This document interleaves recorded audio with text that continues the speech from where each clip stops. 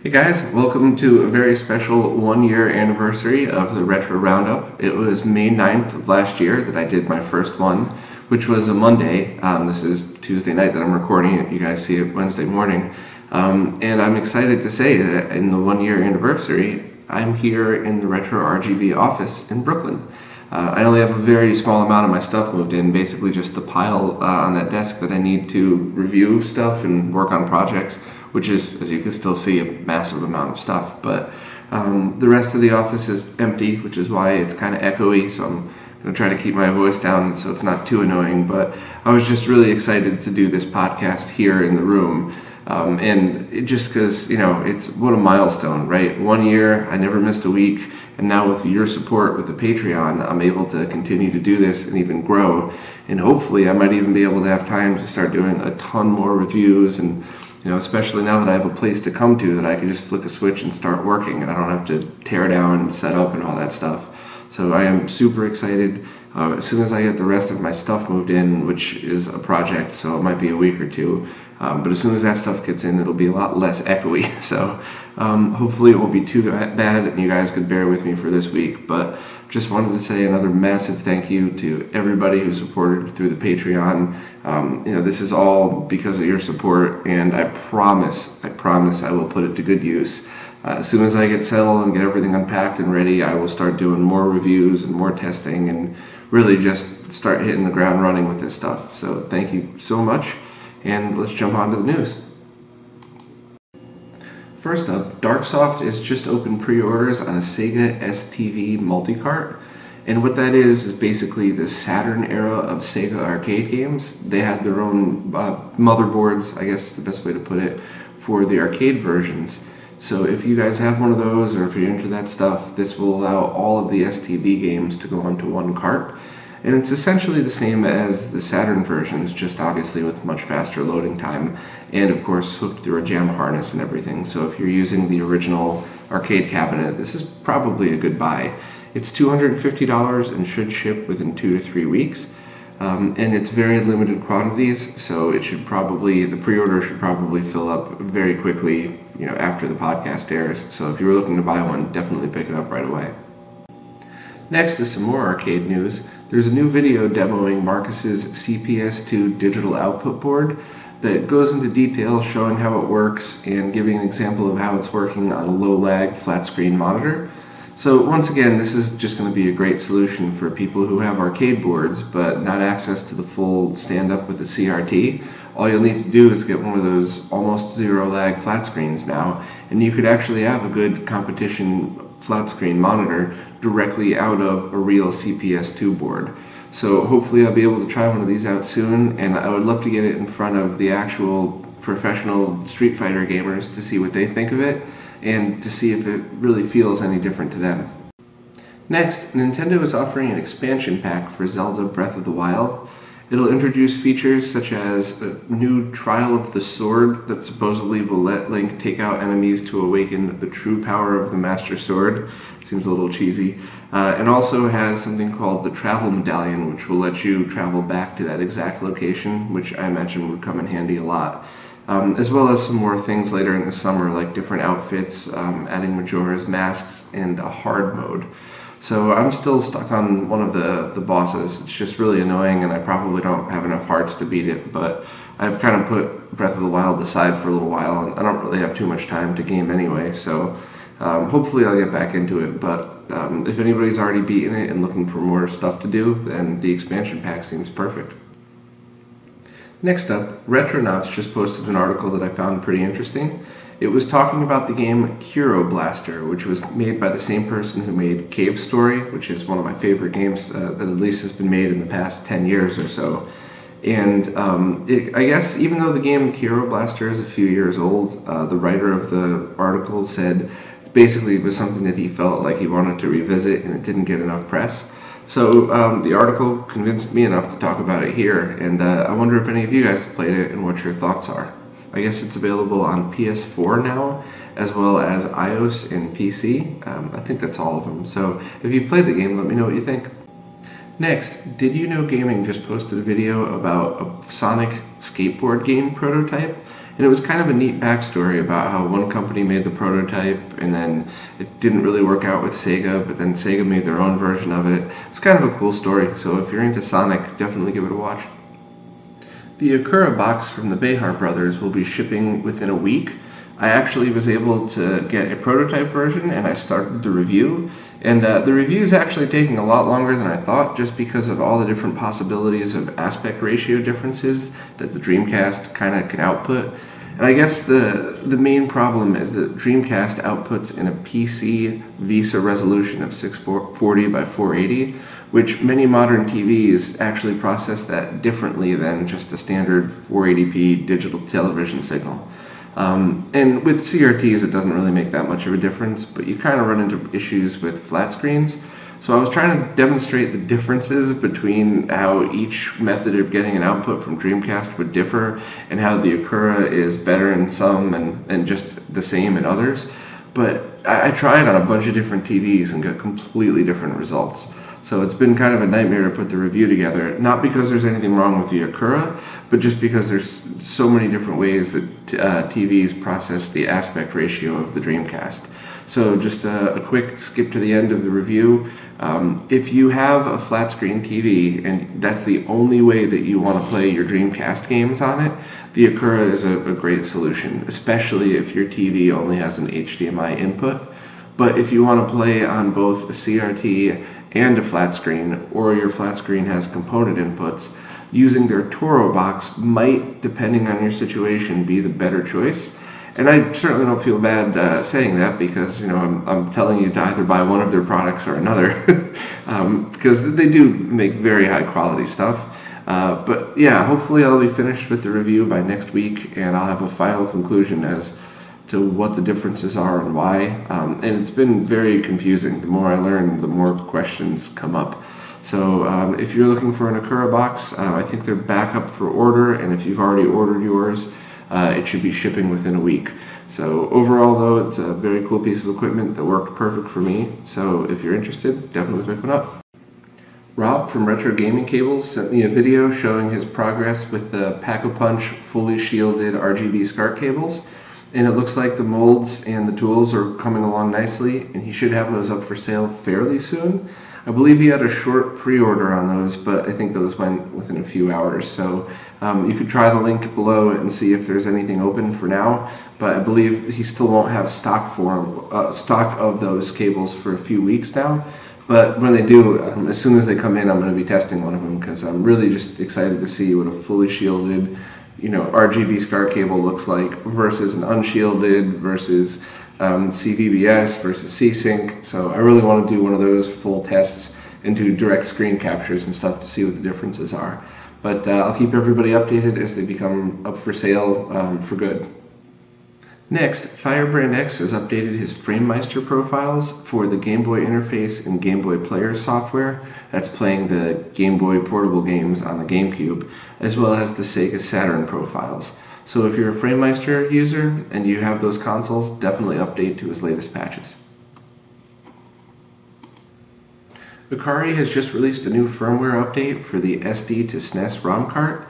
It's mostly bug fixes, and it also fixes a quirk that caused audio distortion with MSU1 audio on certain revision boards. So if you're an SD2SNES user, definitely update this one. And I believe a few people are now offering the installation on the upgrade board.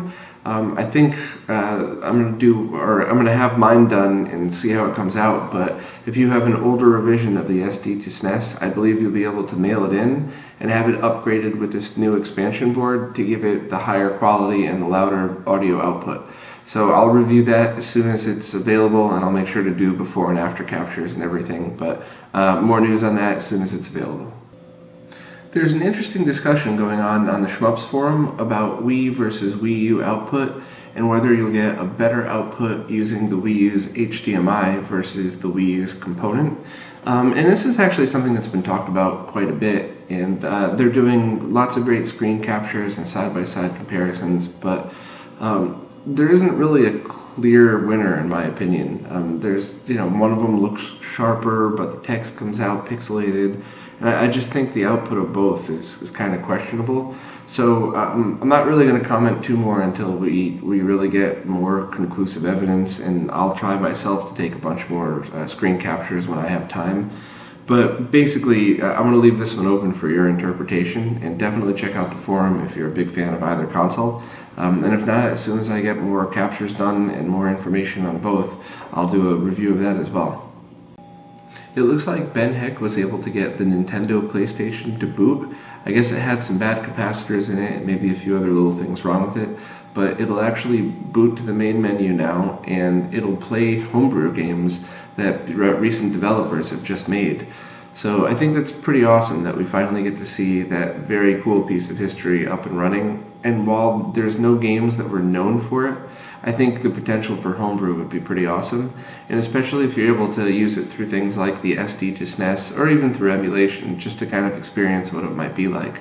So very cool.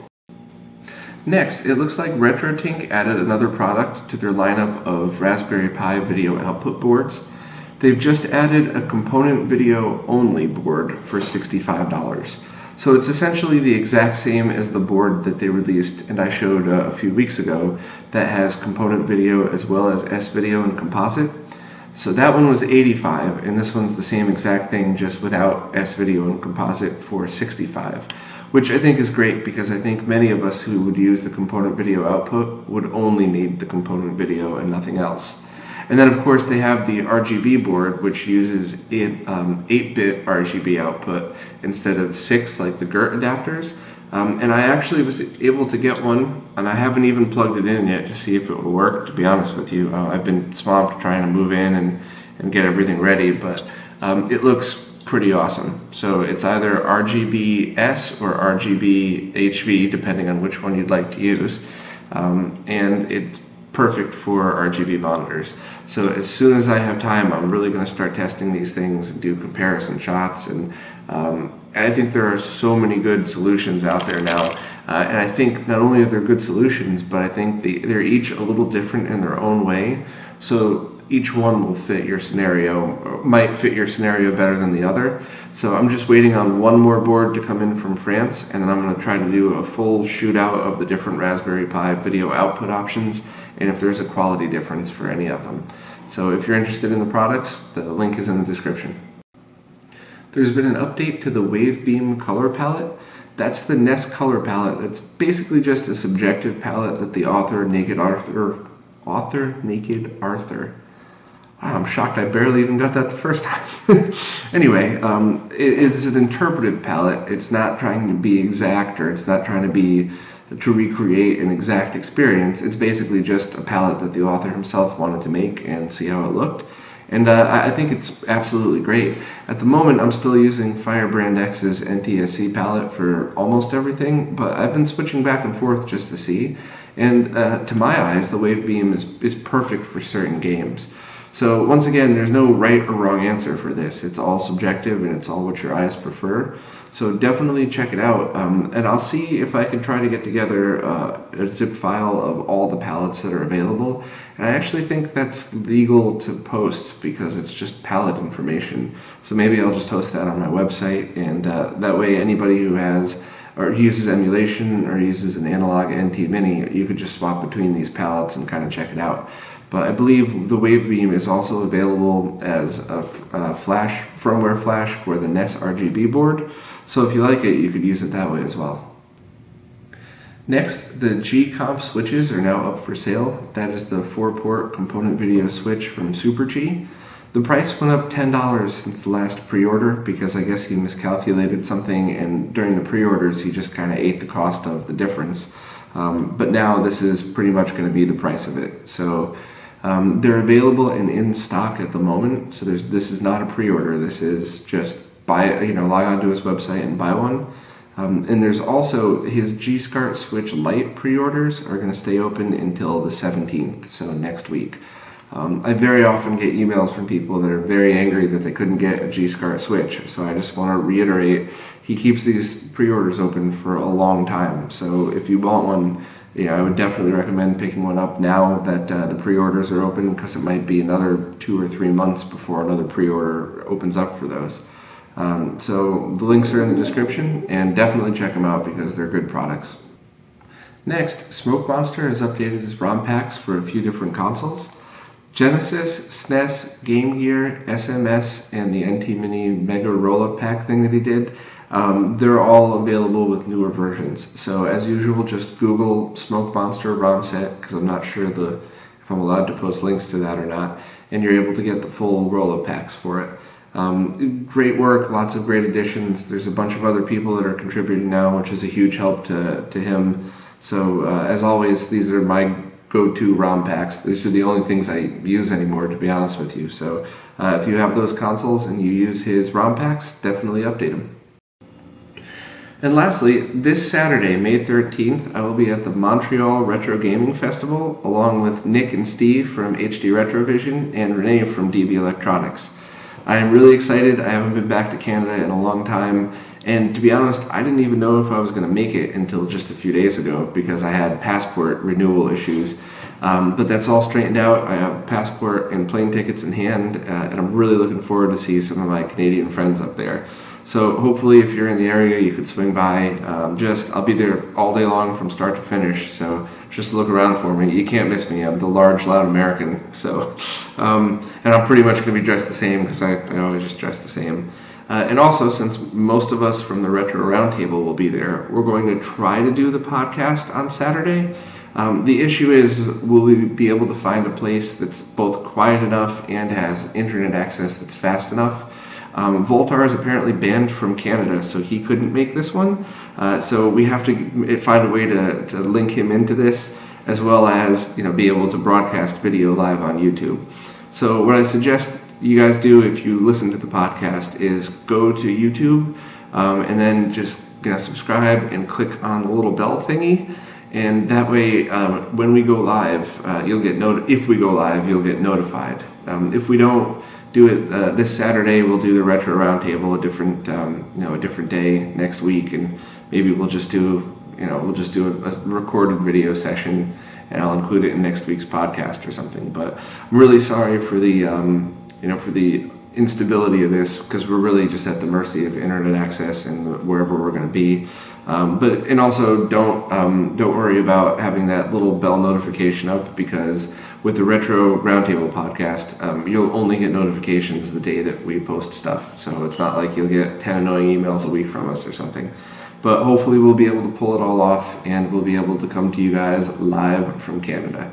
So I'm really looking forward to seeing anybody there, and hopefully I'll have a lot of cool selfies and pictures up on the net of everybody I meet there. Now on to the Q&A stuff. I guess I got to start by talking about the 2DS discussion in the comments from last week. I guess I'd kind of made some joking comments about who cares about the new 2DS, but I didn't realize how many people actually played the 3DS in 2DS mode.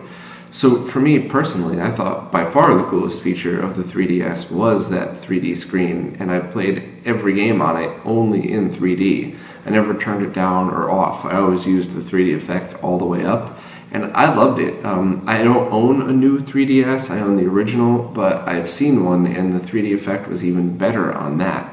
So I just never imagined that people would play it in 2D mode anyway. And then I very stupidly and ignorantly didn't consider people with glasses or eyesight issues that can't use it in the 3D mode. So yeah, I mean, I guess I was just ignorant about all that stuff. So I guess the new 2DS is kind of a neat product for that market and probably will sell. Me personally though, I'm still going to play all my 3DS games in full 3D mode, but I definitely won't tease the 2DS stuff anymore, because there's obviously a strong market for it and a good reason to have it out there. Next, I wanted to address some of the negative comments people made about the price of the G-Scartsw Lite. I don't think that a lot of the people that said bad things about the price realized what it was they were getting. And if you do, then by all means, you're entitled to your opinion, and that's cool. But for the people that don't realize, it is not just a basic switch. So yes, you can get a Bandridge, I think a 5-port switch for like $70 or something, and a manual push button. And some have problems, some don't. But I guess the ones that have problems, you could just cut a trace and fix it. It's fairly easy. I guess it's a pain to get it apart, but easy to do the fix. But it's also a single output, and there's no extra features on it. And what you get with the G-SCART switch is you're getting, 8 inputs that are automatically switching, and you're also getting more features than you're getting in any of those. So the dual outputs is a big thing, because dual outputs, you're not just tying 2 outputs to the same line. That would change the signal, it would make it darker, create a different impedance of it. By having it the way Super G does it, it's 2 discrete outputs that don't affect each other. So you can get 2 very solid, good quality outputs at the same exact time, which is really imperative for people that do streaming, who want to broadcast a good quality image. And with both of the G-SCART switches, you get a number of extra features. And the G-SCART switch Lite, the big one for me is the digital sync regeneration. I think that's what he's calling it. But basically, a lot of cables aren't made to perfectly match the consoles, and there's a lot of scenarios that could happen. But regardless of those, with the new G-SCART switch Lite, whatever you put in, the sync output is 75 ohm C-Sync, which is really great for a lot of different people's setups. And then with the original G-SCART switch, you have that VGA port, which you could switch between RGB and RGB-HV, as well as a separate dedicated audio output. With both, you're getting pretty much no signal quality loss through them. There is the issue of the original one having a low-pass filter, so you need to make a little mod to that if you need to turn that off. But basically, you're getting a high-end piece of equipment designed by somebody in the retro gaming community for the retro gaming community. So, and if you still think it's too expensive, and if you still think it's not for you, that's totally fine. I just wanted to make sure to clarify that for all the people that said, $200, you're crazy, why would I need that for a Switch? You might not need that for a Switch, but if you need dual outputs, if you're worried about making sure you have the perfect sync output, if you want to plug in 8 ports, then it really is worth the money. The other G-SCART switch Lite related comment was about the outputs, or the input when being used with sync on green. And according to Super G, it might not actually work at all with sync on green. And that's because he uses the sync line to detect which port is active. And on the original G-SCART switch, you could just leave it in port 8 because that's the default. So if it doesn't detect anything, it just goes to port 8. Whereas on the Lite, it has to detect something before it switches over. So when you're using a PlayStation 2, if you go between 480i and 480p mode in the sync on green, it'll actually just not work at all on the G-SCART switch Lite, which is bad news for people that this is going to be your only switch and you planned on using sync on green. The good news is Super G is making another product that will allow for any PS2 SCART cable to output RGBS on no matter what the input signal is. So 240p, 480i, sync on green, 480p, it doesn't matter. There's no price or release date on this, but I think this is the perfect solution. At the moment in my sync on green video, I go through all the different ways that you can get it, and other than directly into the OSSC or directly into a display that can handle it, it's kind of a complicated and convoluted way. So hopefully Super G will just have a dongle that you could just plug in your SCART cable, plug the other end in and make it work. But that no price and release date. So unfortunately, if you planned on using a G-SCART switch Lite and sync on green PS2, then you're kind of out of luck for now. You'll have to manually plug directly in. So sorry if that was a ramble or if there was too much information. I just wanted to clear up both of those things, just to make sure that people got the correct information they need for their setup.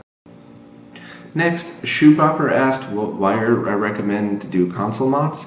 And for a long time I used single core Kynar wire, which seemed to work fine and seemed to be pretty easy for some mods. But Voltar has actually been verbally abusing me until I switched over to stranded ribbon wire. So ribbon meaning the wires are they're generally a little thicker shielded, and then stranded is there's multi-strands inside of it, not just one solid core. I actually find it harder to work with in certain scenarios and easier in others. But it ends up in a much cleaner looking and cleaner functioning solution. And I think one of the things is a cleaner looking solution often is the exact same as a better functioning. Shorter wires, less bends in the wires don't overlap upon each other, and you'll get more of that with using ribbon wire as opposed to single wire.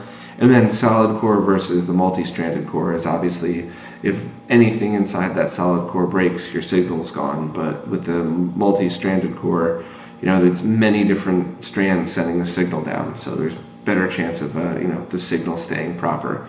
So I guess hopefully we'll be doing some more mod videos soon, and I plan on redoing a lot of my old mod videos using that multi-stranded ribbon wire. So you guys will be able to see first thing if it is easier or harder to use and how it looks different.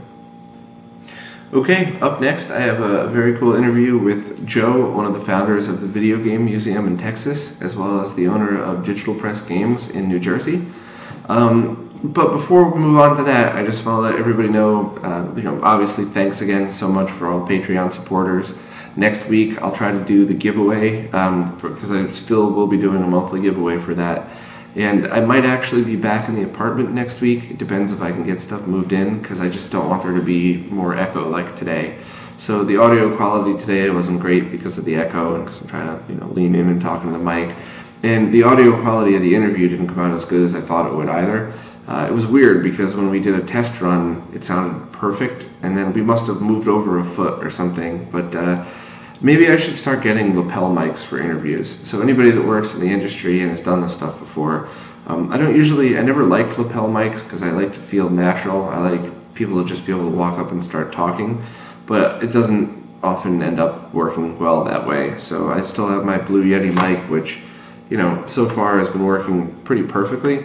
And when we did the test run, it sounded perfect. So hopefully I tweaked the audio enough in post so that it's good enough to listen to, because I really enjoyed the interview. Joe's a good guy, and I learned a lot about the Video Game Museum. But any tips about lapel mics and if they really are worth using would be appreciated.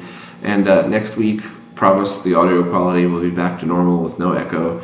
And hopefully I will be in this office again, but if not, one last one out of the apartment before I'm officially moved in, and then they'll all be out of here from now on, with hopefully a lot more work. So hope you enjoy the video and the interview with Joe, and as always, comments and criticism are much appreciated. I'll check them all out and post down below, and I'll see you guys next week. Alright, well guys, I am here with Joe from Digital Press Video Games and the Video Game Museum in Texas, right? National Video Game Museum. National Video Game Museum. Plug. So I would like to know about all of these things. How'd you get started? How did all these things come about? And then later on, details about the Video Game Museum itself, actually. Well, I mean, the origin story is probably pretty well known. So let's see if I can put sort of a different spin on it. Imagine that you're growing up a pack rat, and or maybe a hoarder. And everything that you do means that you have to pile things on, right? So when I was a kid, I was collecting Legos, and then I was collecting coins, and I was collecting stamps, and then there were baseball cards, and then there were comic books. So by the time video games came out, which I was already a teenager, suddenly I found something that was not only fun to play, but I could collect them too. So all of those other collections sort of went sideways, right? They got packed away, and I stopped being interested in comic books anymore, and I started to become interested in Atari. So many, many years forward, I had met a couple of guys that were also interested in doing that very same thing. They were collecting video games. My friend John was a big-time Atari guy. My friend Sean was a big-time Intellivision guy. We had sort of grown up taking different routes for what we liked, but what that also meant was that our collections sort of went like this. So we had this really great composite of games and systems and peripherals and magazines and patches and memorabilia and all sorts of things, right? So in 1999, we started a show called Classic Gaming Expo in Las Vegas. Now, the purpose of that wasn't necessarily to show off our collection, but that was a sort of side story to the show. What we really wanted to do was get industry guys that used to work at Atari and Intellivision and with all those companies sort of into the mix again, show them that there was an audience out there still in 1999 that enjoyed those really old games. And at the same time, we needed to do some other stuff. So we had those guys speak, we brought vendors in that were selling old games, and then we had our collection, which we called a museum. And that was sort of the early days of us putting out our stuff for people to sort of enjoy when it wasn't sitting in boxes in our homes, right? So the very first museum for us was Classic Gaming Expo in '99. So basically like a traveling museum. Whenever you brought it to the expos, you brought your stuff and were able to show off your collection and kind of demonstrate it that way. Yeah. Yeah, we always use 1999 as sort of that milestone, as this is when we became a traveling museum, running it through our own show. But after a couple of years of doing that, we started to get noticed by the industry as, like, these guys are doing this sort of cool retro thing, and we should have this retro thing at our event.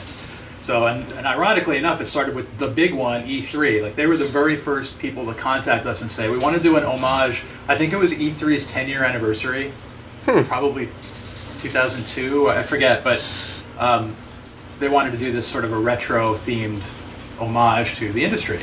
And so that's where we first set up our first off-site, you know, away from our comfort zone at a big event.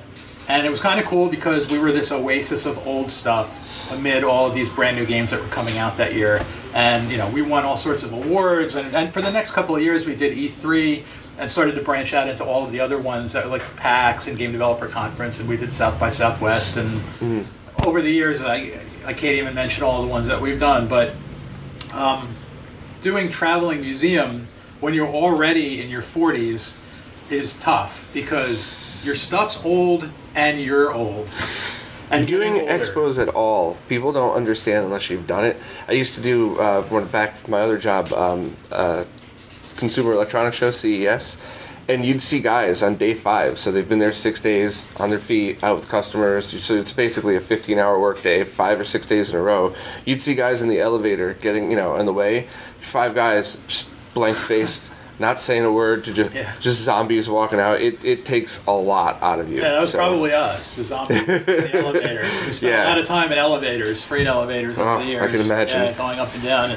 Yeah, and you know, the other thing is when you do the smaller shows, as you probably know, they don't have the same facilities, so you don't just pull your truck up to a dock and unload there and have some guys take your stuff to your booth. Sometimes you are parked in the parking lot and you've got to bring some hand trucks and you got to get into a hotel and up the stairs and so we've had some fun ones like that too. That was fun. But yeah, that stuff, it puts wear and tear both on museum items, which is not something you want to put wear and tear on, right, as well as our own, you know, knees, feet, back, etc., brains. Yeah, and you know, anytime you add travel to anything, it adds just a huge level of cost on top of that as well. So I can imagine that was trying to wear on the budget as well after a while. I mean, the one thing I'll say about that, I think anybody that knows us knows that we were never about the money. We rarely ever asked to be paid to do any of these things, as long as there was something in it for us, whether it was, you know, the booth space was free, or we were going to get some sort of publicity to help promote our next project, or whatever it was always okay. And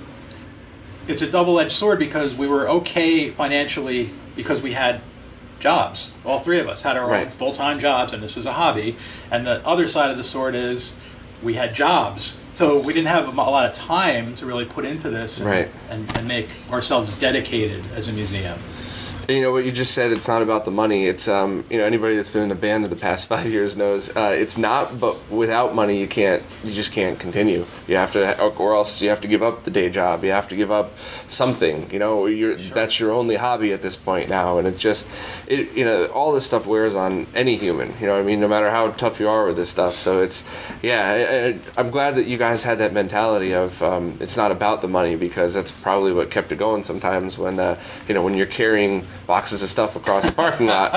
But I'm glad that the community did help out and do things like donate space for you and everything, booth space. And a lot of it is love. I mean, it really is. You know, like, I grew up with this stuff, like I said, you know, that became a part of my life. It was the thing I always looked forward to. So even when I was working full time, I couldn't wait to get home and play. Right? So when you have that sort of a passion about something that you do, and I'm sure this is the same with any job, and I'm sure any artist would say the same thing, that, you know, you're willing to kind of bend a little bit on the money as long as it's not going to suck you dry what you're going into. Yeah, exactly. So, But, that wear and tear, ultimately it gets to you to a point where you're like, well, now we have to decide what we're going to do next. Are we going to keep doing this until we die? And then what happens? Does somebody else pick up where we left off? Do we have to sell our things to somebody? Do we donate our things to a museum? Or do we do what we really kind of want to do and find a place to put all of these things and have an everyday, as opposed to a traveling here and there wherever we can be sort of a thing? Plus, I think a lot of those traveling museums that we did, we would do themes, like we've done Nintendo themes and we've done Atari themes, and when Activision had their anniversary, we did a big Activision thing at E3.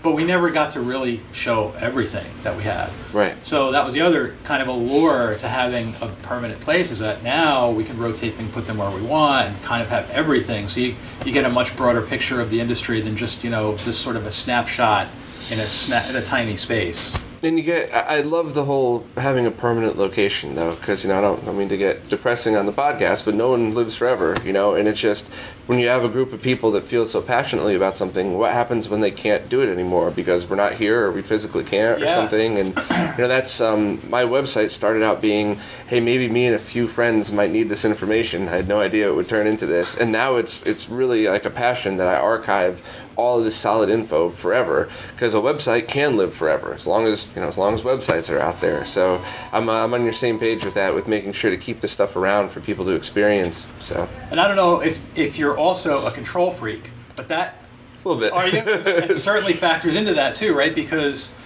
if you're not, you might be willing to let it go and have somebody else pick up where you left off and transfer all your assets over to somebody who you feel you trust, right? Anyone that knows the three of us, absolutely no way. I mean, we always had a hard time even finding people to help us at these shows, because we didn't want, they didn't have the same vision we did. They weren't going to put things in the same place. We've actually had whole groups of people try to assemble the museum in a way that would look nice for the show, and we'd have to go in and rearrange it and do it all over again because it was never right. And it's a curse a little bit, It is, kind of but it's the end result is a lot more quality. And I was lucky enough to find a group of people that I do trust. Did you? And it's having the internet, right? Because when we started these things out, I mean, you're a little older than me, but it's still, the internet wasn't what it was today. So if you want to get together with some people, they have to physically be around you. And now I found people around the world that I trust that if time comes to walk away, they're not going to screw up with the 6 years of 40-hour weeks that I put into this. They're going to keep it, at least, keep the information accurate, keep the content positive, and keep it going forever. So. Good. Congratulations. Yeah, it's really cool to know that other people feel the same way I guess we do about this stuff, because it's not just about nostalgia. It's about archiving a large piece of history. And when you start to read about where some of these games came from, like I remember reading an article where Sega actually worked with the Department of Defense on one game because it was a simulation of missile strikes, and they said, hey, we already get the code, you guys mind if we make an arcade game out of this? And they're like, yeah, all right. So and Atari did too. Yeah. Atari with the Battlezone game. Right. The same thing. They were working with the government to kind of work out a simulation in vectors. Yeah, it's so much cool history and the progression of things. And the one thing that I could never do through a website is the actual the experience of some of these old games. Like, you got stand-up arcades here, and for the most part, unless you're a very avid gamer, I could take a CRT and a really well-built emulator box, and for the most part, it would be the same. But then you get things like vector graphics. You get things like any of the sit-down arcades, the cheesy Afterburner one that all of us had to have loved. You just can never recreate that real experience without actually sitting in the original. So have you ever played Spy Hunter? Yeah, the original. Have you ever tried playing Spy Hunter on anything other than a Spy Hunter cabinet? A NES, and it's not the same. No, yeah, absolutely. Or even the simple things like Marble Madness. I remember thinking that was an okay game as a kid on my NES, and I just for the first time last year played it in an actual arcade. Totally different. It was awesome. Totally different game. So, yeah, it's being able to preserve the original consoles and the original experience is something that people really appreciate. And I even see the younger generation now that I thought would have zero interest in these things. I get a lot of emails from them saying, hey, I got my PS4 and I just played this port of this game. It's cool, but, let me see the original. And it's funny, too, to see new gamers who find things like controller lag now. Because games like, the famous Mega Man 2 jumping on the falling rafters, you can't play that with there's any lag at all. So being able to understand the games designed then for that equipment, and So it's something that I'm obviously pretty passionate about. Good. So where did digital press play into all of this? Or did you start this the website and the store while you were still doing the trade shows and stuff? Digital press came first. So first was the collecting, then was my best friend Kevin and I said, this was someone that lived near me, so I didn't know any of the guys from the museum or, most of the people that I hang around with these days, but my friend Kevin and I used to play together every weekend, even after we graduated. And we just said one day in 1991, I wonder if anybody else is playing Atari games and if anyone else is playing with their Commodore 64, and I wonder how we might reach out to those people. So we had heard that there were these fanzines that were doing kind of that thing. Like the fanzines in every walk of life are geared to find people that enjoy what you enjoy and connect them, right? Before the internet. Right. So we wrote to a whole bunch of different magazines and we sent them this little 4-page newsletter that we put together, and we called it Digital Press because our intention also was to try to get game companies to, send us games to review, send us merchandise, and we wanted it to sound professional and also a little bit ambiguous, so that digital press could be video or music or any sort of digital media, and in 1991 it sounded like it could be just about anything. So that was kind of fun that we had that sort of an ambiguous enough thing. And I mean, when I see a 4-page newsletter, these guys aren't really super professional. Right. But, it still got us in the door with a lot of companies. In fact, Electronic Arts for years was sending us every game that came out, everything. And when NBA Live came out, we had just sent it automatically to us. And we would review it, like we did our due diligence with them. But Kevin and I wrote that specifically to reach out to people and try to find other collectors. And in some ways to fill in our collections, and in other ways to learn more about everything that there was out there, because we had been living in this bubble in New Jersey of what we thought video game and collecting was.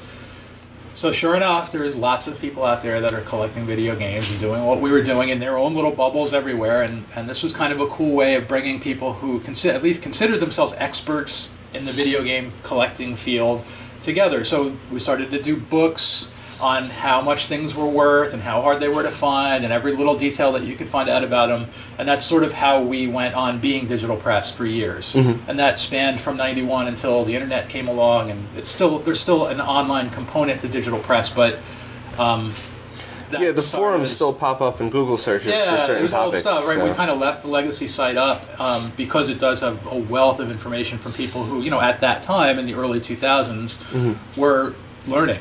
Yeah. So we don't want to get rid of it. And before, that's the whole inception of my website was that when I first tried to get the better quality out of these older consoles, all this information was scattered across websites like the Digital Press forums, and I just tried to compile. Well, I took everything I learned, tested it, figured out it was actually the right way of doing things, because some had pretty bad info on there, and then made a website around that. So, and then it just kind of snowballed into what it is today. But yeah, your website was one of the ones that I had gotten a lot of info from, a lot of good info as well. And some of the guys that are still active today started out posting there. Yeah. No, I still, same thing. I do Google searches. Sometimes we're at the register and somebody brings something. I'm like, I don't remember what this is, and you Google it, and look at this, it's back to my own forum. So it's good to keep that stuff. Just like you said, you want to archive and preserve everything that you possibly can. That digital media that's out in the cloud somewhere is kind of important to keep too. So when did you actually open a storefront? So this opened in 2005. Okay. So I had a different full-time job for many years leading up to that, and it was just that point. I just turned 40 that year, and it was, am I ever going to wish that I had done something different to make this more than a hobby for myself, or, again, do I just continue doing this until I die? So I decided to take a change and open up a store and try to, do a physical location as opposed to just doing all this as a hobbyist. Gotcha. In 2005. That's really all it was. It was just a matter of changing careers. So the reason I discovered your store is because every time, I used to travel a lot for work, now it's not nearly as much, but the past couple of years, every time I go to a new area, I just Google retro gaming stores, and this one popped up, and I walked in and I met Leo that day, and then I kind of realized who you were, the connection to the store, but the thing that brought me back was the variety of stuff you guys have and the prices. So I live in Manhattan now, and I'm not going to name names because I don't want to start becoming one of those people that just points fingers, but one store I was in had a stock Atari 2600 for $125. stock, nothing special about it, not even a cap replacement. And then you come to stores like yours where you Google the prices of some of your rare stuff and they're either on par or cheaper than you can get them online. So what drives you to keep that? Is it just the thought of longevity and not the cash grab? Obviously it's the passion for the game community, but I mean, your store is obviously set up behind fairness, you know? You know, and I can't really blame a store in Manhattan for what might seem to be overcharging for a couple of reasons. First of all, I can't even imagine what they pay for rent. Yeah. And to pay the bills, right? And people that work there probably expect to be paid more than people that would work here. Right. So you have to keep up with that, and you need to be able to pay the bills. So sometimes you might have to resort to... Plus, it's a touristy area, right, where somebody might come in. They don't have an access to any other shops within a 50-mile radius because they're just there for some other purposes. And that's what I was told. I didn't think I could find that anywhere, you know? Yeah, that's what I was told by somebody that works there, that the tourists, you know, that spur-of-the-moment tourist attitude, or people that come from countries that have really high import rates, so you could just shove that in your carry-on bag and, you know, get your Atari for $125. It's still cheaper than if you had to ship it, so...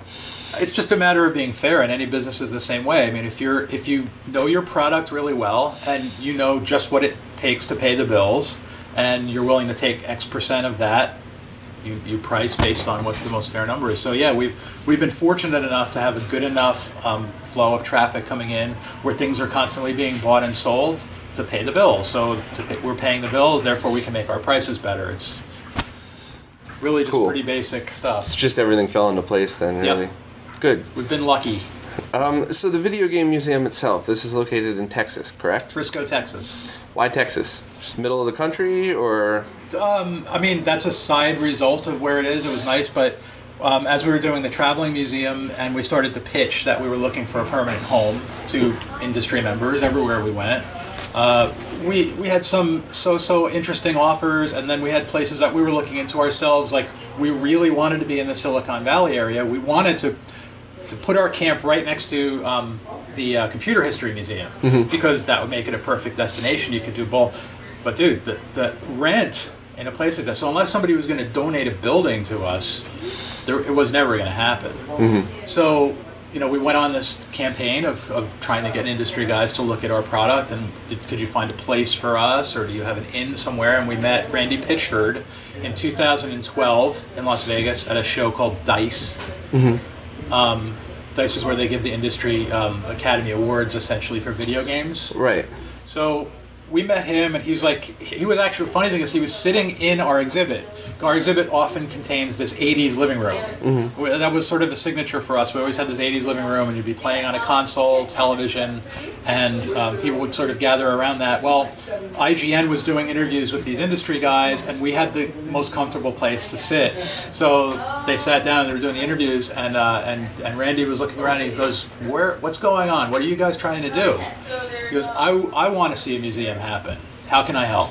And it turns out that he was moving his company, which is Gearbox, from Plano, Texas to Frisco, and already knew the players in Frisco, already kind of had an idea of what it takes to get a business going and what sort of property is available, and essentially found us the place that we ended up moving, which is the Discovery Center in Frisco. So the Discovery Center is a conglomeration of museums. At the time, it was set up for 3 museums to fit in this one building. The place is great. We went to the city. We love the city. It's an up-and-coming place. It's 20 minutes away from the Dallas airport. It's in the middle of the country.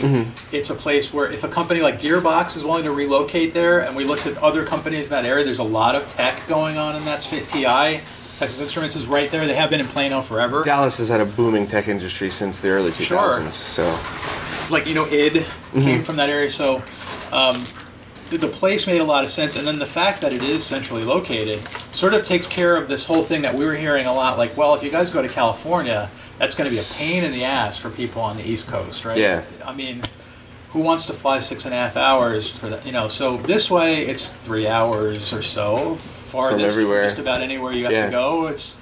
That makes it somewhat more palatable. This city's deal that they made with us is that we got our training wheels on when we opened up in April of 2016 in this, what we're calling Museum 1.0. Museum 1.0 is 10,000 square feet. That's what's there now.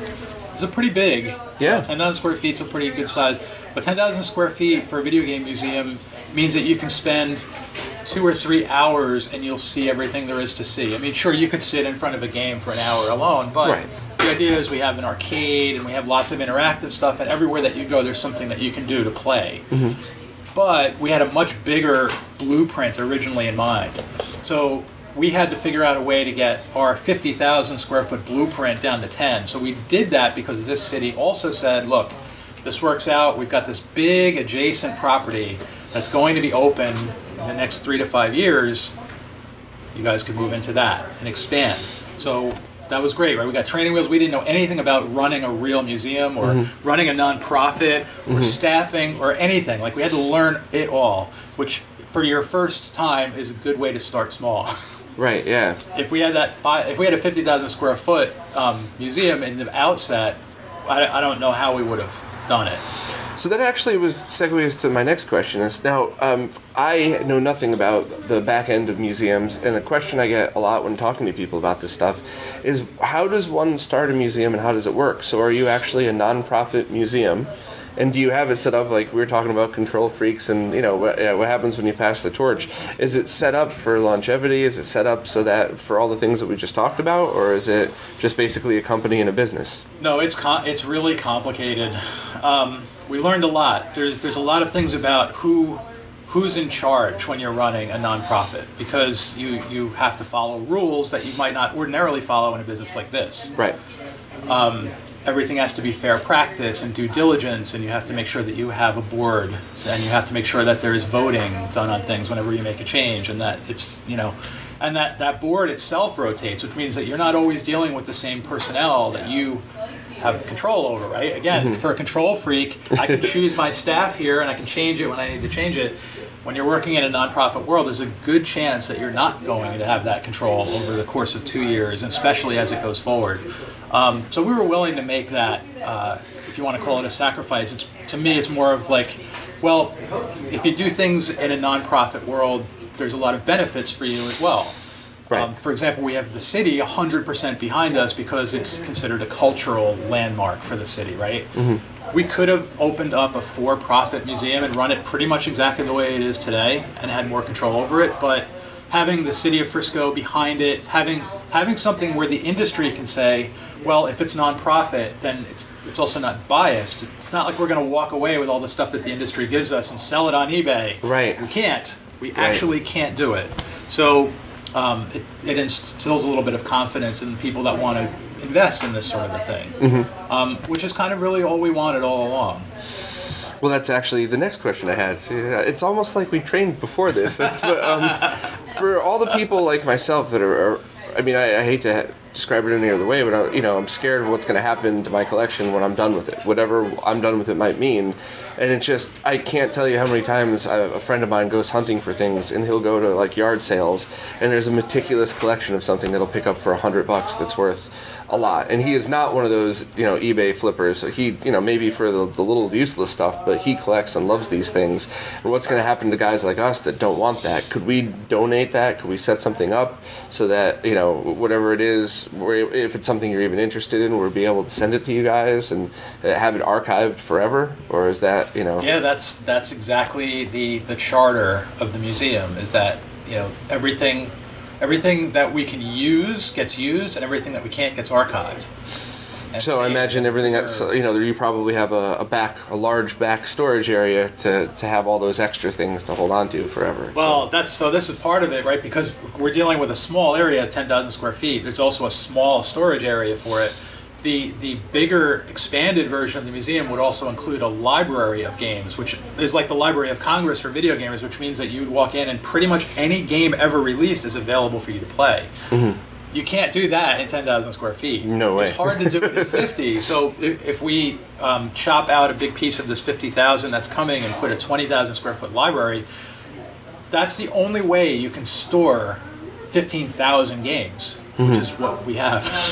That's pretty awesome. So for now, when you say storage and there's a storage area in the back, those 15,000 games are still in our own personal collections, waiting for the expansion so that they can go. Gotcha. And do you know when about the target to move is? I don't. I would tell you a date, but it's likely to change. I did that when we were opening the first museum. We had a date, But it's years and not tens of years, you think? Yeah, okay. No. I mean, honestly, within 5 years, that Gotcha. expansion should happen. Now, I've never been there. I will be going to Texas in a few months, so of course I'm going to make sure to do a whole video tour of it and everything. Good. But you said, consoles, games, arcades. Do you have any of the classic video production monitors there? Because that's become kind of my passion, the Sony BVM and PVMs. I mean, these things, one of the ones I got a few years ago for a few $100s was one of the BVM techs told me with all the cards in it was almost $60,000 in 2005. And I got it for a couple $100. And seeing games on this thing is mind-blowing. I mean, you just can't describe. It's better than through an HD TV. I could certainly get a bunch of those to send to you guys. Not the super rare ones yet. I'm sure people want to hold on to those, but definitely the middle of the ground ones. But is that something you'd be interested in displaying as well? Like it would. I mean, we've always wanted to. You want to have the best possible thing, right, for people to come to. And the one thing that's still, I don't want to say it's not a good thing, but it's the only way we could do it, is we have this hall, it's a long wall of game consoles, essentially. Now, the right way to do that would be to have those types of monitors where you're playing everything in the best possible quality, but on a CRT, versus trying to play it on a flat screen, which we all know there's issues on modern games on flat screens, and older games on flat screens. But what we have are these Crosleys that look like old televisions, and they're all mounted to the wall, and it looks really nice. And for the most part, people don't notice that they're playing on a flat screen and that there's maybe a little lag or there's a little bit of ghosting going on. That isn't the ideal way to do it. So again, we expand. It gives us opportunities to kind of refit the way everything is, today, and people can play on something like that. The space that we have now just wasn't built to be able to manage that. Well, one of the things, I guess a side hobby, if you will, is trying to hunt down these extra monitors, and and then fighting through, of course, the people who buy one and try to put it on eBay for $10,000 now. And but one of the price gouging is insane on all of this stuff nowadays. But one of the things I found is there are a lot of warehouses that says, hey, we have 40 of these, the PVMs, so not as high quality, but still blows. I mean, it's slightly better than arcade monitor quality. We have like 40 of these. Come take them all. You're not allowed to go through them. You're not allowed to test them. We got to just get them out of here. But at least half work. Give me $1,000. So that's the type of thing that I just don't have the space for that I would have loved to. So when you move into the 50,000 square foot thing, I might be coming there with a truck one day and a case of Red Bull and a truck pulling up with 40 monitors so that you could actually have PVMs. But those are the two things I would always want to see is high quality CRTs on the old consoles, and I'd love to see a CRT wall. So one actual console, not pre-recorded content, driving everything from an old RF TV from the 70s all the way up to these BVM CRTs. Yeah, it would be really cool. Yeah. Well, we even had designs on setting up as a wall of monitors at one time. Because I don't know if you might be too young to remember this, but when I was a kid growing up, Parker Brothers used to do these ads for their games like Frogger and Cubert and Popeye, where they made them on multiple platforms. So like you could buy Frogger on your Intellivision, you could have it on ColecoVision, it was on the Atari computers, and they showed you this thing that looked almost like a big wall of monitors, and it showed each one of the versions of that game playing on each of the monitors. And I remember when I was a kid, like, wow, that is the coolest thing. Like, look at how much better it looks like on the ColecoVision. So one of the things that we wanted to do when we opened the museum was to have a real wall playing the real versions of all of those games on the monitors. That is a very cool idea. And we did actually do it, but they're all playing on LCD screens. Oh. It's video playing on flat LCD screens. So we were able to recreate a live version of the ad, but it would have been really way cooler if the wall was, in fact, CRTs. Yeah, I'll help you out with that. We'll definitely be keeping in touch. That would be awesome. And with the museum to have rotating exhibits, if that was every couple months you change that to a different game, I mean, that's we have everybody another excuse for people to come back, I guess. So that's very cool. So what are plans for the future, other than, of course, eventually moving into the 50,000 square foot building? It's just this one store in New Jersey, correct? And then the museum out there. Are you expanding to new locations or partnering with other museums? Or are you guys focusing on that one spot? We have just expanding to where we need to be is going to take all of us and a lot more for, like I said, the next 5 years or so. So I never had any intentions of doing much more than what I'm doing here at the store. I like having one place that I can manage, and it's the mecca. I don't have to worry about there being my own store somewhere else that has better products. Right? I mean, I know people think about it in those terms, like you're trying to build an empire. I never was. I just wanted to build the best video game store that you could have, and that was it. So my attention on building and doing work in the future is pretty much museum-based, and that's, gotcha. Like I said, going to take up more than just my energy for the next 5 years. And I've seen more than one company call themselves the Video Game Museum. Do you have affiliation with those, or are those people trying to do the same thing on their own?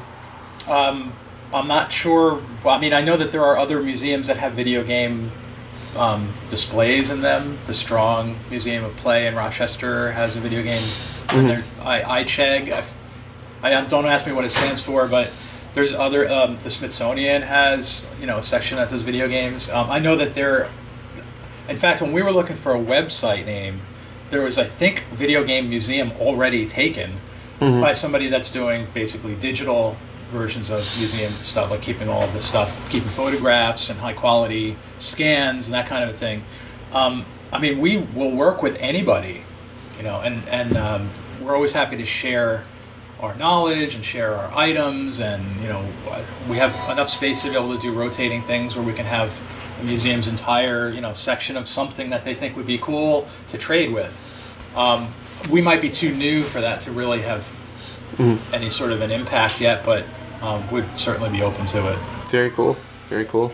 Well, thanks so much for your time. I think people are really going to dig this one, and I'll definitely keep in touch, and hopefully I'll be filling your museum with monitors once you have the space for it. Pack them into the truck. So. Yeah, we'll see you in a few years. Great. Well, thanks again, and take care, and see you guys next week.